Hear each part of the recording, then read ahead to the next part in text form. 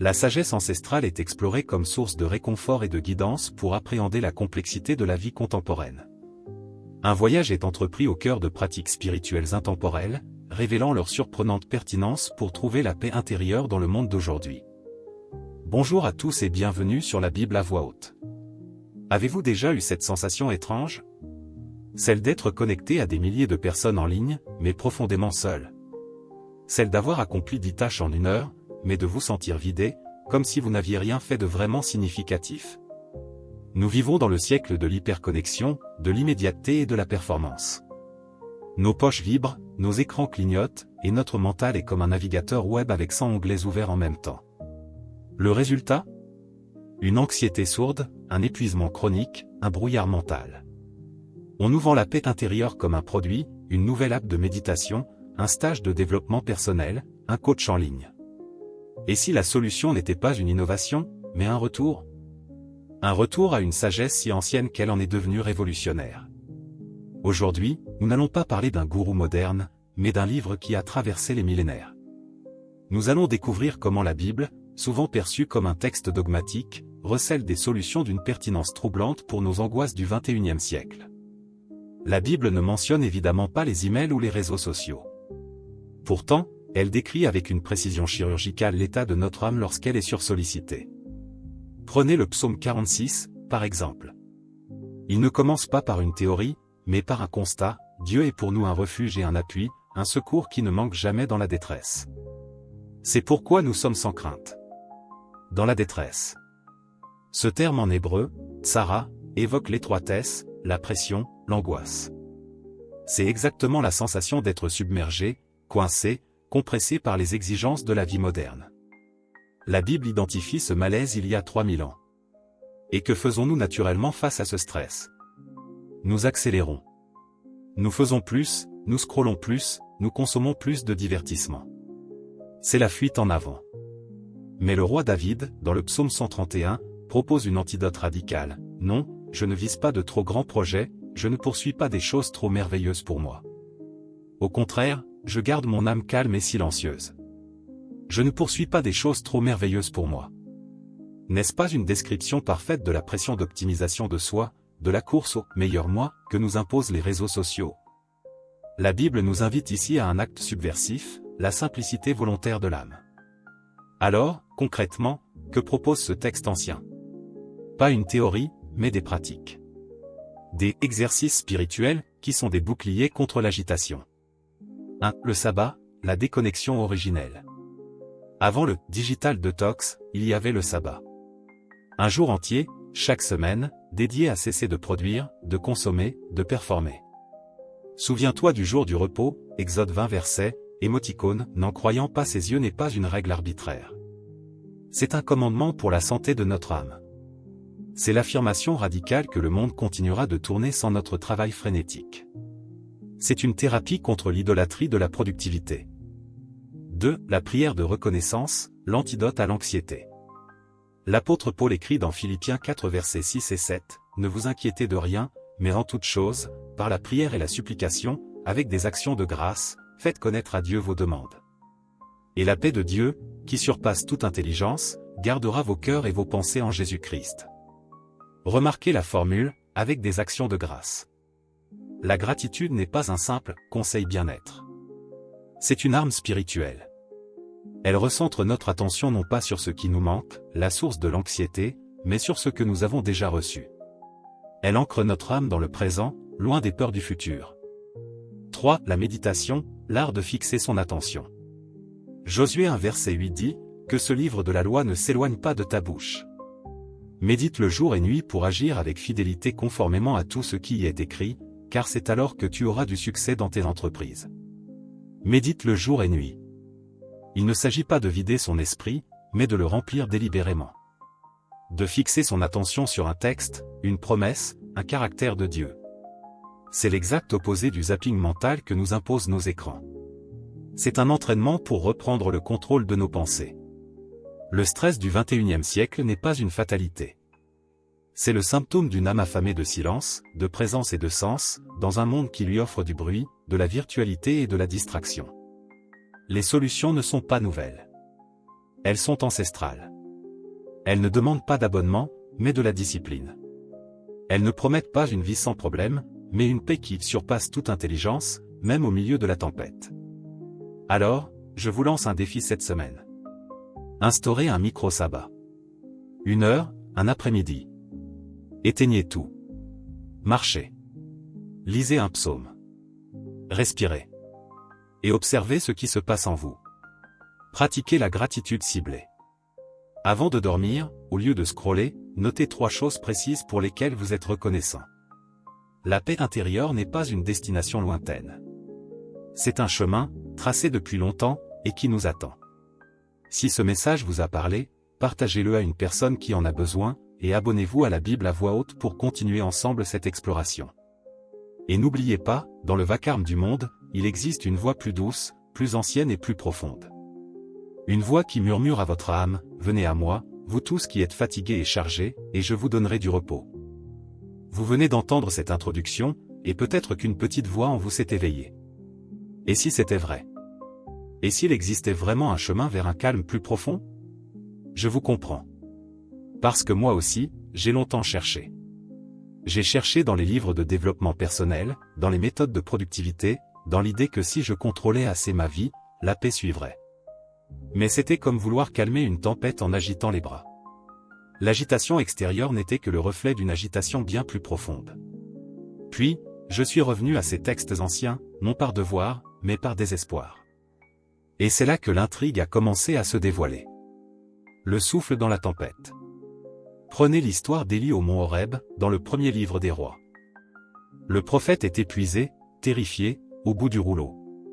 Il fuit pour sauver sa vie.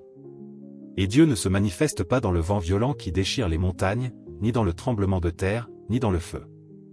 Il se manifeste dans le murmure d'une brise légère. Dans notre monde de notifications stridentes et de nouvelles anxiogènes, cette image n'est-elle pas d'une puissance folle? La transformation ne commence pas par un grand bouleversement extérieur, mais par l'apprentissage audacieux de se mettre à l'écoute du murmure. Du silence. De cette petite voix qui chuchote à notre esprit surchargé, tu n'es pas défini par ton rendement.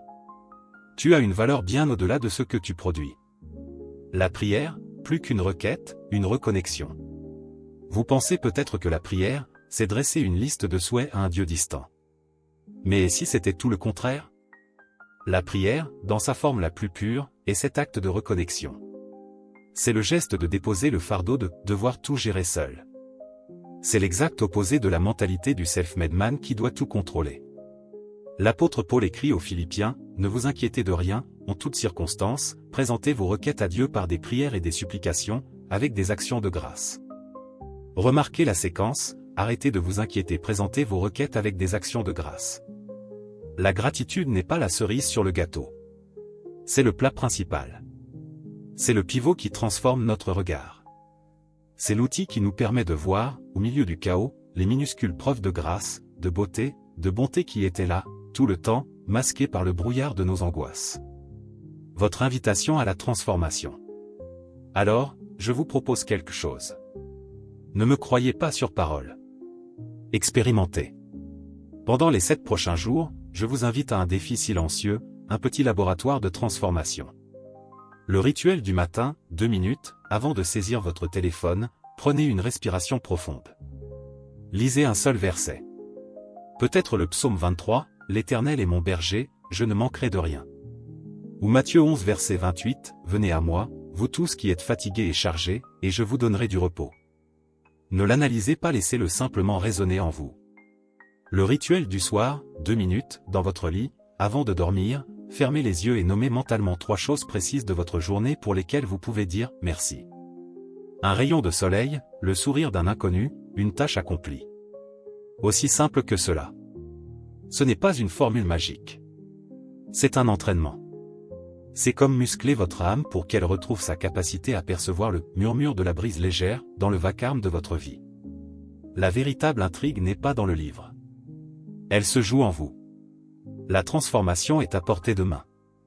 Elle a toujours été là, attendant que vous vous tourniez vers la source. Vous venez d'entendre cela, des outils puissants, des conseils précieux. Mais concrètement, à quoi cela ressemble-t-il quand le caoutchouc rencontre la route, quand la sagesse ancienne rencontre une journée moderne qui part en vrille. Le problème réel versus la solution oubliée. Le problème n'est pas seulement le stress. Le problème, c'est que nos solutions modernes sont souvent superficielles. Problème, votre charge mentale est un navigateur avec 50 onglets ouverts. Solution moderne, faire une liste de tâches encore plus longue. Solution ancestrale, le psaume 131. Je n'ai pas le cœur fier, j'ai l'âme calme et silencieuse. C'est la prière du lâcher-prise. C'est l'acte délibéré de fermer les onglets de l'âme. Problème, l'anxiété pour l'avenir qui vous tenaille à 3 heures du matin. Solution moderne, scroller sans fin pour se distraire. Solution ancestrale, Matthieu 6 verset 34. Ne vous inquiétez donc pas du lendemain, car le lendemain aura soin de lui-même. Ce n'est pas un conseil naïf, c'est un ordre spirituel pour recentrer son attention sur le présent, sur la manne d'aujourd'hui. Problème, le sentiment d'être vide, à sec, sans ressources. Solution moderne, chercher une motivation extérieure. Solution ancestrale, Philippiens 4 verset 13. Je peux tout par celui qui me fortifie. Ce verset n'est pas un slogan de performance, c'est le rappel d'une source de force qui n'est pas la vôtre, à laquelle vous pouvez vous brancher. Ces prières ne sont pas des vœux pieux. Ce sont des outils cognitifs et spirituels. Elles recalibrent votre focus. Elles déplacent votre centre de gravité de votre problème vers une présence. Votre appel à l'action, commencez maintenant. La sagesse ne sert à rien si elle reste une théorie. Elle doit être pratiquée. C'est pourquoi je ne veux pas que vous repartiez simplement avec de belles idées. Je veux vous donner un plan. Voici le défi des 5 psaumes. C'est simple, concret et cela ne prendra que quelques minutes par jour. Choisissez un moment et un lieu calme. Le matin au réveil ou le soir avant de dormir sont idéaux. Lisez un psaume par jour, à voix haute ou dans votre tête, lentement. Commençons par ces 5-là, des remèdes universels. Lundi, psaume 23, pour l'anxiété et la peur. L'Éternel est mon berger. Mardi, psaume 91, pour le sentiment de vulnérabilité. Celui qui demeure sous l'abri du Très-Haut. Mercredi, psaume 121, pour la fatigue et l'épuisement. Je lève mes yeux vers les montagnes.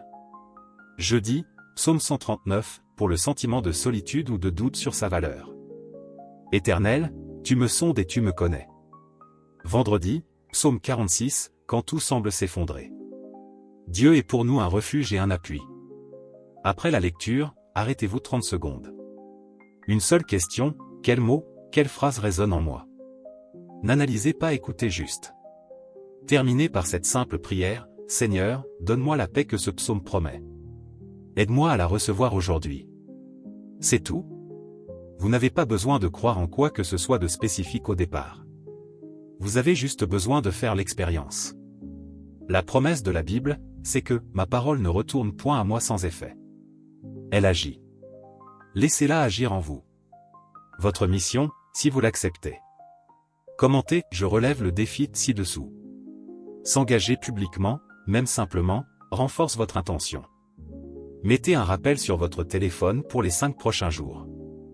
Revenez dans une semaine sous cette vidéo et partagez votre expérience en commentaire. Même une petite différence. Même un « je me suis senti un peu plus calme mercredi ». La véritable paix intérieure n'est pas une destination lointaine. C'est un muscle que l'on entraîne. Et ces prières ancestrales sont les poids les plus fiables qui existent. Regardez autour de nous. L'année 2025. Nous avons atteint des sommets technologiques inimaginables. Nous pouvons tout savoir, tout commander, tout communiquer en un instant. Pourtant, une enquête récente le confirme, nous n'avons jamais été aussi anxieux. Pourquoi? La surcharge informationnelle est devenue une intoxication. Les médias sociaux, ces places de marché à l'identité, nous vendent du rêve et nous livrent de l'angoisse de comparaison. Les incertitudes géopolitiques, économiques, écologiques planent comme un brouillard numérique. Notre mental est devenu une arène où s'affrontent en permanence le pire des scénarios et la pression d'être performant et heureux. Nos solutions modernes? Des applications de méditation que nous n'ouvrons plus, des séminaires de développement personnel qui nous épuisent à force de devoir nous optimiser, des distractions infinies qui ne font qu'étouffer le bruit sans éteindre la source. Et si nous regardions ce problème non pas comme une maladie nouvelle, mais comme un très vieux mal, habillé en vêtements modernes? le sentiment d'être submergé, la peur de l'avenir, l'épuisement de l'âme. Ce ne sont pas des inventions du XXIe siècle. Ce sont les échos de la condition humaine, que les textes anciens décrivent avec une précision qui devrait nous frapper. C'est ici que le paradoxe devient fascinant. Plus notre monde s'accélère, plus la sagesse immobile de l'éternité devient pertinente, voire révolutionnaire. Elle n'offre pas une échappatoire, mais une encre. Mettons en lumière le lien surprenant. Le problème 2025, notre cerveau n'a pas de bouton off. Les notifications sont les nouvelles interruptions égyptiennes de notre paix. L'écho de l'éternité, le commandement du sabbat. Il n'est pas religieux, il est psychobiologique. Il est le premier digital detox de l'histoire. Un ordre radical de cesser de produire, de consommer, de performer. Une fois par semaine, reprendre le contrôle du temps et dire à notre anxiété, le monde peut tourner sans moi. C'est un acte de résistance contre l'idolâtrie de la productivité. Le problème 2025, nous vivons projetés dans un futur hypothétique et angoissant, drainant toute notre énergie du présent. L'écho de l'éternité, ne vous inquiétez de rien, mais en toute chose, par des prières, avec des actions de grâce, exposez vos requêtes à Dieu. Philippiens 4 verset 6. La gratitude n'est pas un « conseil bien-être ». C'est une arme spirituelle de recalibrage immédiat. Elle force l'âme à quitter les scénarios catastrophes du futur pour ancrer son attention dans la grâce du présent.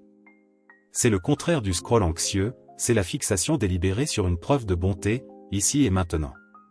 Le problème 2025, nous puisons dans nos propres réserves jusqu'au burn-out.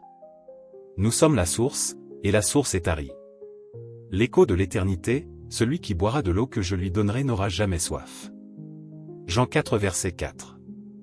Le texte propose une source de force qui n'est pas la nôtre. Elle ne dépend pas de notre morale du jour. Elle est un approvisionnement constant, une paix qui surpasse toute intelligence, Philippiens 4 verset 7, c'est-à-dire qui n'a pas de raison logique d'exister compte tenu des circonstances. C'est la paix qui résiste au chaos, elle ne le fuit pas. L'anxiété de 2025 n'est pas une fatalité. C'est un signal d'alarme. C'est l'écho d'une soif que les solutions rapides ne peuvent étancher. Elle nous crie que nous avons été conçus pour une connexion plus profonde, pour un repos plus fondamental, pour une paix qui ne dépend pas des circonstances. Le plus grand paradoxe, en fin de compte, est peut-être celui-ci, pour naviguer dans le futur, il nous faut peut-être nous connecter à ce qui est éternel. Et si la réponse à l'angoisse la plus moderne se trouvait dans le murmure le plus ancien? Et si les réponses à nos angoisses modernes n'étaient pas à inventer, mais à redécouvrir? Il y a des siècles, dans des déserts, des monastères et des écoles de philosophie, des femmes et des hommes ont, comme nous, cherché à apaiser le tumulte intérieur. Leur réponse, née dans un monde sans Internet, résonne avec une force prophétique dans le nôtre. Au IIe siècle, l'empereur Marc Aurèle, qui dirigeait un empire en proie aux guerres et aux épidémies, notait dans ses pensées pour moi-même, tu as pouvoir sur ton esprit, pas sur les événements extérieurs. Réalise cela, et tu trouveras la force. Leur angoisse, l'incertitude totale. La maladie, la mort, les revers de fortune étaient omniprésents et imprévisibles. Leur remède, le contrôle dichotomique. Un exercice mental radical qui consiste à distinguer ce qui dépend de nous, nos jugements, nos valeurs, nos réactions, de ce qui n'en dépend pas, la réputation, la santé, la richesse. Leur pratique? La premeditatio malorum, se représenter mentalement le pire pour s'y préparer et en désamorcer la terreur. C'est l'ancêtre de la thérapie cognitive, une armure contre l'anxiété de l'actualité. Bien plus tôt, dans la tradition védique de l'Inde ancienne, les textes comme la Bhagavad Gita exploraient déjà les tourments de l'âme. Leur angoisse, le samsara, le cycle des renaissances, alimenté par le désir et l'ignorance. La pression sociale du dharma, devoir, et l'attachement aux fruits de nos actions créent une profonde souffrance. Leur remède, le concept de karma yoga, à toi l'action, mais jamais ses fruits. Agis de ton mieux, mais détache-toi du résultat. Cette pratique vise à libérer de l'angoisse de performance et du regard des autres. La méditation, dhyana, et le retrait des sens, pratyahara, étaient leurs outils pour calmer l'agitation mentale, chitta-vritti, et percevoir la réalité ultime, Brahman, au-delà des illusions, Maya. Une réponse directe à notre épuisement par le faire et notre quête de sens. Au IIIe et IVe siècle, des hommes comme Antoine le Grand ont fui les villes romaines surchargées pour le silence du désert égyptien. Leur combat? celui que nous menons tous les jours. Leur angoisse, les « logismes », les pensées intrusives, les passions désordonnées, les souvenirs qui hantent. Ce que nous appelons aujourd'hui le bavardage mental, la charge mentale ou la dépendance. Le désert était le laboratoire où affronter ces démons intérieurs. Leur remède, l'ézéchiel à la paix intérieure, le silence du cœur. Pour l'atteindre, ils pratiquaient la prière de Jésus, une courte invocation répétée pour recentrer l'esprit, ancêtre de toutes les pratiques de pleine conscience. Leur maxime était « Assieds-toi dans ta cellule, et ta cellule t'enseignera tout ». Un écho saisissant à notre besoin de déconnexion et de retour à l'essentiel. Le parallèle est frappant, n'est-ce pas? Les stoïciens nous apprennent à naviguer dans l'incertitude. Les sages védiques nous enseignent à nous libérer de la pression et de l'illusion. Les pères du désert nous montrent comment apaiser la surcharge mentale. Ils n'avaient ni smartphone ni réseaux sociaux, mais ils ont identifié et combattu les mêmes ennemis intérieurs que nous. Leur sagesse collective forme un kit de survie pour l'âme moderne. Le réconfort n'est pas oublié.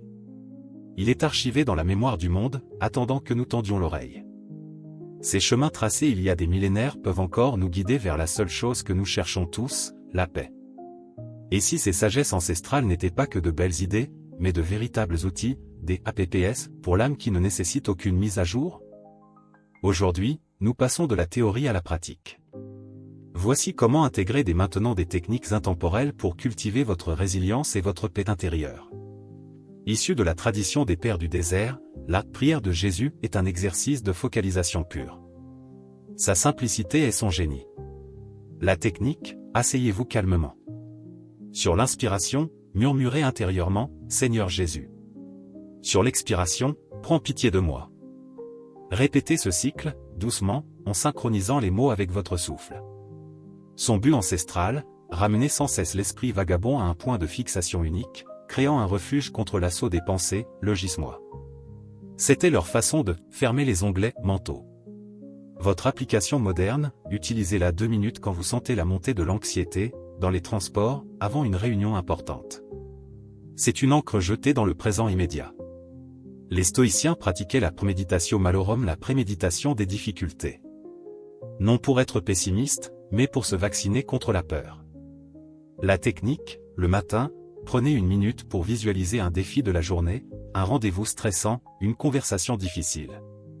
Imaginez-le se produire et, surtout, visualisez-vous y répondant avec calme et vertu. Ensuite, dites-vous, je peux accepter ce qui est hors de mon contrôle, et agir au mieux sur ce qui est en mon pouvoir.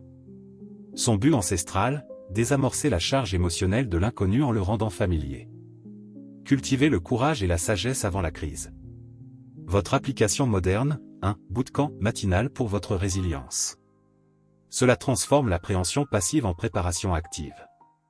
Cette maxime de la Bhagavad Gita est peut-être l'antidote le plus puissant à l'anxiété de performance et à l'épuisement. La technique, avant de commencer une tâche importante, ou même votre journée de travail, répétez cette affirmation comme une intention, je m'engage pleinement dans mon action, et je me détache du résultat. Son but ancestral, briser le lien toxique entre l'effort et l'attente, source de souffrance. Agir par devoir et avec excellence, sans être esclave de la réussite ou de l'échec. Votre application moderne, elle libère de la pression de tout réussir. Vous donnez le meilleur de vous-même sans que votre estime ne dépende du succès. C'est la clé pour une productivité sereine. Ces 3 techniques ne demandent que quelques minutes. Elles ne sont pas magiques, mais transformatrices. Elles entraînent votre esprit, comme on muscle son corps. Votre défi essentiel, pour commencer dès aujourd'hui. Le matin, 1 minute, pratiquez la préméditatio.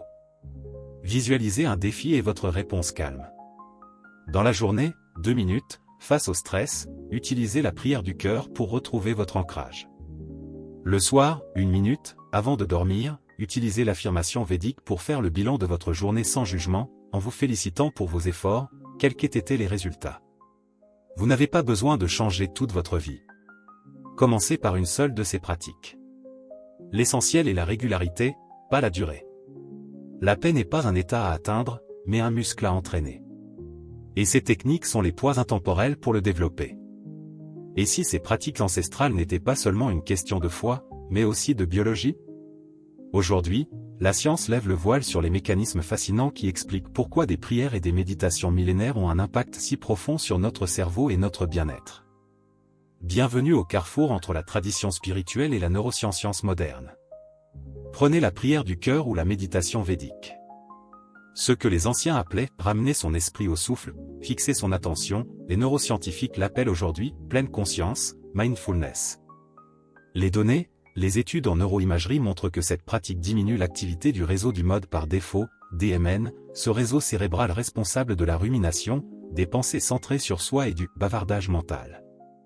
C'est la zone de l'inquiétude, et si l'expertise, le Dr Judson Brewer, psychiatre et neuroscientifique à l'université Brown, a démontré que l'entraînement à la pleine conscience affaiblit littéralement les connexions neuronales de l'anxiété et renforce celles de la conscience présente. Les pères du désert, sans scanner, avaient empiriquement découvert comment calmer les logismois. La pratique répétée de la gratitude, action de grâce, ou de la préméditation stoïcienne n'est pas qu'un exercice mental. Elle utilise le principe de la neuroplasticité. Les données, chaque fois que vous pratiquez délibérément la gratitude ou visualisez une réponse calme à une situation stressante, vous renforcez des circuits neuronaux spécifiques. Vous creusez un chemin de sérénité dans votre cerveau. L'expertise, le psychiatre Dr Rick Hanson résume ce principe par « les neurones qui s'activent ensemble, se lient ensemble ». Répéter une affirmation védique comme « je me détache du résultat » n'est pas du positive thinking naïf, c'est un véritable exercice de recablage cérébral pour diminuer la réactivité du circuit de la peur, l'amygdale, face à l'incertitude. Lorsque les anciens parlaient de « paix qui garde nos cœurs », ils touchaient sans le savoir à un nerf bien précis, le nerf vague. C'est le chef d'orchestre de notre système nerveux parasympathique, responsable du repos et digestion. Les données, des pratiques comme la prière rythmée, synchronisée avec la respiration, ou le chant grégorien stimulent le nerf vague. Cette stimulation ralentit le rythme cardiaque, abaisse la tension artérique et favorise un état de calme physiologique. L'expertise, Stephen Porges, avec sa théorie polyvagale, a montré comment les vibrations des chants, la respiration lente et les postures corporelles ouvertes, comme dans la prière, envoient un signal de sécurité au cerveau. La science valide ainsi l'impact corporel direct de rituels que l'humanité pratique depuis des millénaires pour s'apaiser. Le fossé entre le temple et le laboratoire est donc en train de se combler. La spiritualité offrait la carte, la science confirme maintenant le territoire biologique. Ces pratiques ne sont pas que psychologiques. Elles sont biopsychospirituelles. Elles modifient la structure de votre cerveau, calment votre système nerveux et réorientent votre attention. C'est la science de la sérénité, une science dont les racines plongent dans la nuit des temps. La prochaine fois que vous pratiquerez, souvenez-vous, vous n'accomplissez pas seulement un rituel ancien. Vous entreprenez un entraînement cérébral et neurologique profond pour cultiver une résilience qui est à la fois un don de la sagesse et un fait scientifique. Nous avons parcouru un long chemin ensemble. De l'agitation moderne à la sagesse ancienne, des textes sacrés aux découvertes scientifiques. Mais maintenant, le voyage le plus important commence, le vôtre. La connaissance sans l'action n'est qu'une information de plus. Je vous lance un défi simple, mais puissant, le défi de l'ancrage sur 7 jours. Voici 2 pratiques à expérimenter. Choisissez-en une seule pour commencer. La régularité est bien plus importante que la durée. Option 1, la minute de gratitude, le soir. Avant de dormir, éteignez votre écran. Prenez une minute pour noter mentalement ou sur un carnet une seule chose précise de votre journée pour laquelle vous éprouvez une réelle gratitude. Aussi simple qu'un rayon de soleil ou le goût de votre café. Option 2, la respiration ancrée, le matin. Avant de consulter votre téléphone, asseyez-vous. Inspirez profondément en comptant jusqu'à 4, retenez votre souffle 4 secondes, expirez lentement sur 6 secondes. Répétez seulement 3 fois. C'est tout. Votre mission, si vous l'acceptez, commencez demain. Faites-le 7 jours de suite. Et observez les micro-changements. Ce n'est pas qu'une routine de plus. C'est un acte de rébellion tranquille. C'est poser une ancre dans le chaos. Chaque respiration intentionnelle, chaque moment de gratitude, c'est une petite victoire contre l'autopilote. Vous ne contrôlerez jamais le trafic, les délais ou les mauvaises nouvelles. Mais vous pouvez, petit à petit, choisir votre réponse. Vous pouvez construire en vous une citadelle de calme, pierre par pierre, grâce à cette pratique spirituelle intentionnelle. C'est votre ancien chemin, votre droit de naissance, pour naviguer sereinement vers votre avenir. Pour approfondir, rejoignez-nous en vous abonnant et en activant la cloche. Chaque semaine, nous explorerons une pratique, un psaume, une sagesse pour nourrir votre chemin. Pour la communauté, rejoignez la conversation. Dans les commentaires, partagez votre choix, team gratitude, team respiration. Racontez votre expérience après quelques jours. Votre histoire peut inspirer quelqu'un d'autre. Utilisez le hashtag #MonAncienChemin sur les réseaux si vous partagez votre parcours. Créons ensemble une bibliothèque vivante de paix et de résilience. Ne sous-estimez pas le pouvoir d'un seul souffle conscient. Ne sous-estimez pas la force d'un seul « merci » silencieux. C'est par là que tout commence. L'avenir est incertain, c'est vrai. Mais vous n'avez pas à le affronter avec une âme épuisée. Vous possédez en vous des outils qui ont traversé les millénaires. Il est temps de les utiliser. Abonnez-vous et surtout, commencez. Je vous attends dans les commentaires. Merci d'avoir regardé, et à très bientôt sur la Bible à voix haute.